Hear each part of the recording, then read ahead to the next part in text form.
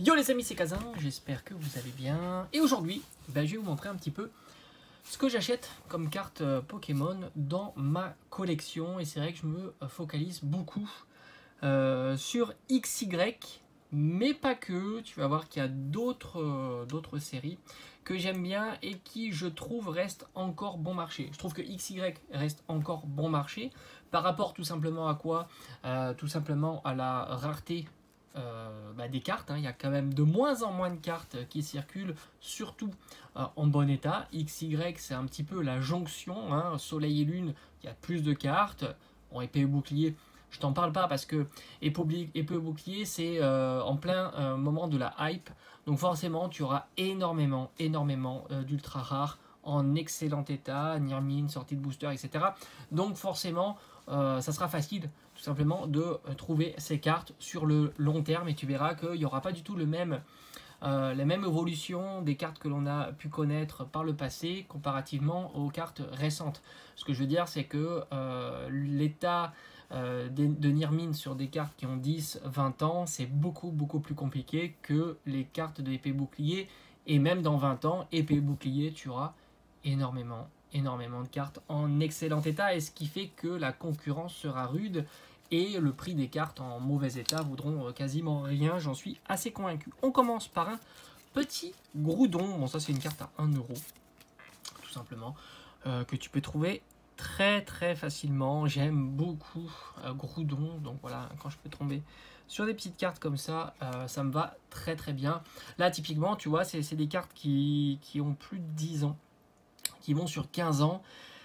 Et forcément, c'est compliqué de les trouver en Nirmint. Moi, j'ai pas de Nirmint, évidemment, sinon j'aurais payé ça beaucoup plus cher. Et tu vois, cette comparaison que tu pourrais faire avec des séries récentes, donc épée bouclier et écarlate et violet, principalement, il y a eu le boom qui a fait que y a eu les sociétés de gradation qui sont rentrées dans le game typiquement en 2021. Tu t'aperçois qu'il y a énormément de création d'entreprises sur la gradation à cette période-là, lorsque, tu sais, certaines sociétés ont été dépassées par l'afflux de cartes à faire grader, tout simplement pour faire le système je grade et je vends plus cher. Ça a marché très bien à une époque, ce qui est plus du tout le cas, ça marche beaucoup moins, et donc par conséquent tu as énormément de cartes comme ça, cartes très bon état maintenant, tout simplement, parce qu'on le sait, beaucoup sleeve, sur sleeve, etc. Avant, quand tu mettais déjà dans un classeur, c'était exceptionnel. Maintenant, quand tu mets une carte dans un classeur, on te dit non mais t'es fou, t'as pas mis ta sleeve dans la carte.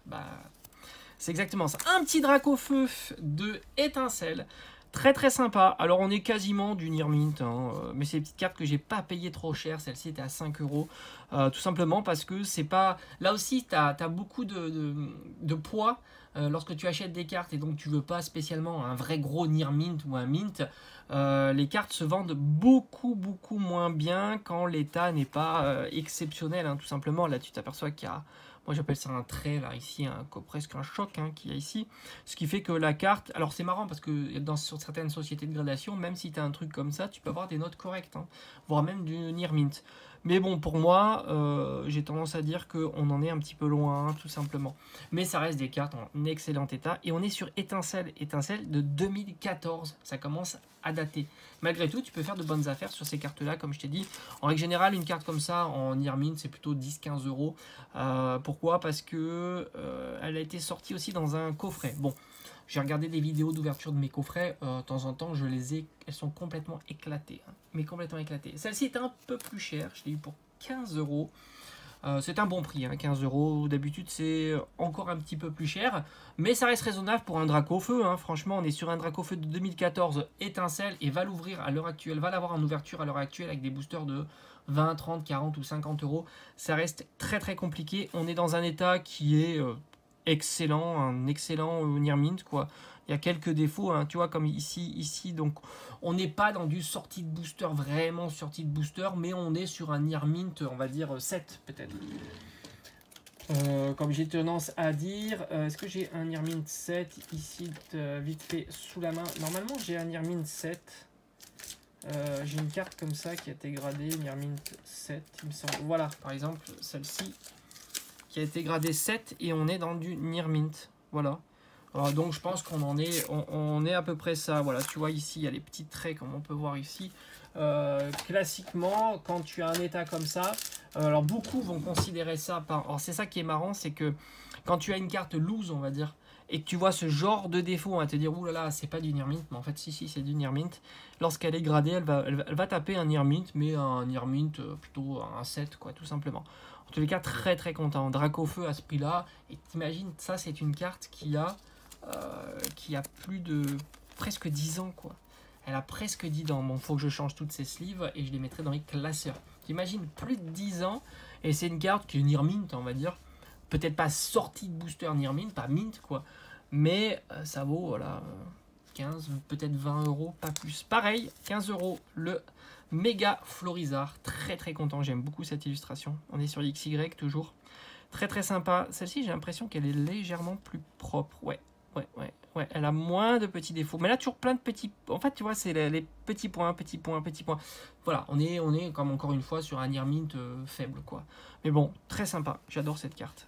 Magnifique. Et puis j'adore, hein, je trouve que c'est un petit peu nostalgique XY pour moi. Là, on est sur une carte à un peu plus cher, puisqu'on est sur le méga Dracofeu X non secrète de Étincelle à 15 euros aussi.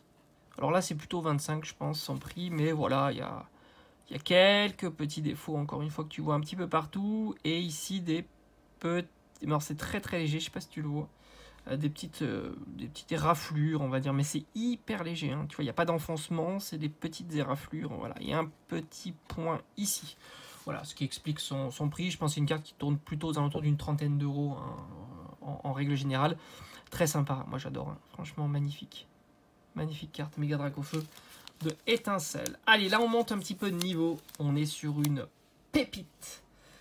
Cryptéro. Alors tu vas me dire, allez, essaie de chercher un petit peu un Cryptéro en pépite. Est-ce que tu te rappelles de cette carte Cryptéro qui est une secrète? Alors là, franchement, très très content d'avoir mis la main. Alors 40 euros, c'est un budget hein, quand même, mais je la trouve plutôt en très très bon état et à un prix qui est plus que sympa pour une secrète. Et puis c'est vraiment le coup de cœur, quoi. C'est pas le Pokémon, hein, Cryptéro, t'as compris. Mais c'est pour le travail de la carte. Regarde-moi cette dinguerie.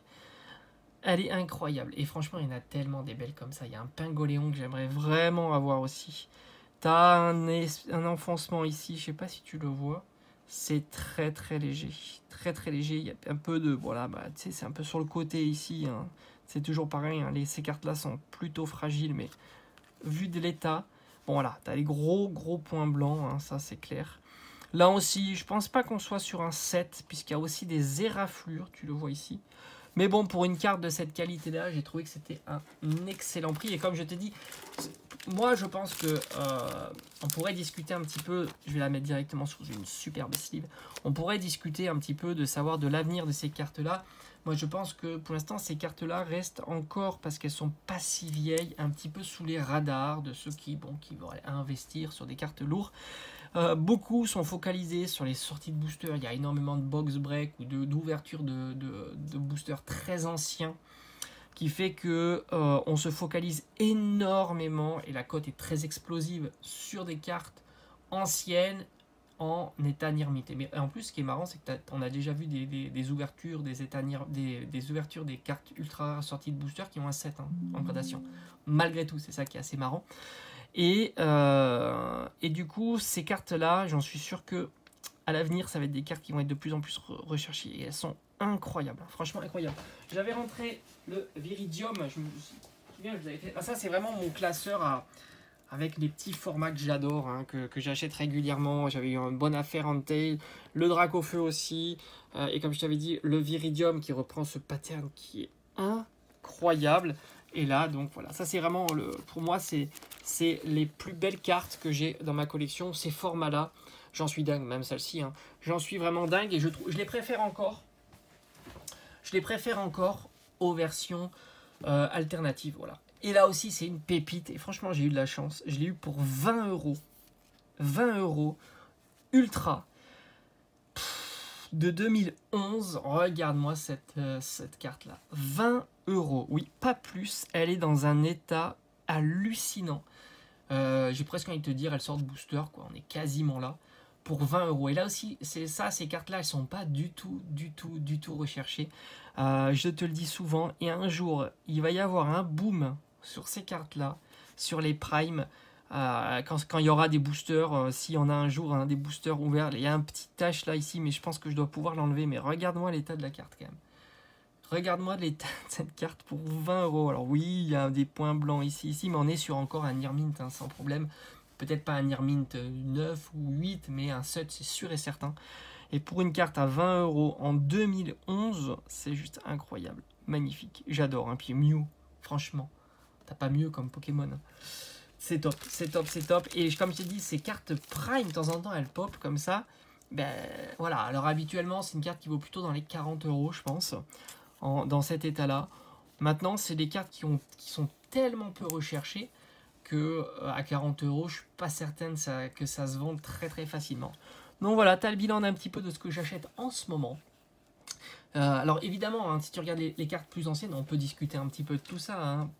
Si tu regardes les cartes plus anciennes, il y a tellement d'ouvertures de boosters à 300, 400, 500 €, qui fait que forcément ces cartes-là doivent valoir cher, parce que sinon il n'y a plus d'intérêt à ouvrir ce genre de booster. Ça sera moins le cas sur d'autres séries. À partir de XY, ça sera moins le cas, parce que tu t'aperçois qu'il y a quand même beaucoup plus de cartes en très très bon état. Les boosters très anciens, en dessous de 2010, 2011, tout ça, tu as quand même beaucoup moins de cartes en excellent état, voire même pas du tout. Il n'y en a pas qui circulent en excellent état, ce qui fait que évidemment le booster est cher. Mais tu ne pourras pas avoir la même correspondance, et encore pire sur épée et bouclier, parce que la jonction elle se fait vraiment au moment du pic, où il y a eu tellement une grosse popularité que tout le monde s'est mis à mettre les cartes sous sleeve, etc. À tel point, je me souviens, on ne trouvait ni sleeve ni top loader dans les boutiques. Ils étaient en rupture de stock, je m'en rappelle. Hein. Donc ça, voilà, ça ce qui fait que les cartes à 2-3 000 €, 10 000 €, ça n'existera plus. Ça c'est une évidence. Sauf si un jour, il n'y a plus personne qui s'intéresse à Pokémon et qu'il faut qu'il y ait ce down qui fait que voilà, les cartes ne sont plus protégées, etc. Mais c'est pas du tout le cas. Même les enfants ou les ados savent qu'il faut protéger la carte parce que c'est là la valeur qu'il y a de la carte. Tu vois, dans les ados, quand ils parlent, ou même quand ils cherchent en vide-grenier, hein, j'en ai déjà vu, et ils savent qu'il faut protéger la carte sous top loader, sous sleeve, etc. Et donc tu n'auras plus ces cartes en mauvais état. Qui vont enlever d'une certaine quantité d'ultra rares. En tous les cas, très très content. Ce Mew est incroyable. Ce Mew est incroyable. Il va aller remplacer mon Mew Prime que j'ai, parce que j'ai un Mew Prime que j'avais payé pourtant, je sais plus 10 ou 15 €, qui était en good, on va dire, mais celui-ci, oh là là, incroyable. Et franchement, c'est pas si difficile, il suffit de regarder régulièrement, tu trouves des primes quasiment neuves, ou au moins en excellent. Pour pas grand chose, pour moins d'une vingtaine d'euros. C'est affolant quoi. Allez, je te dis à bientôt, ciao ciao.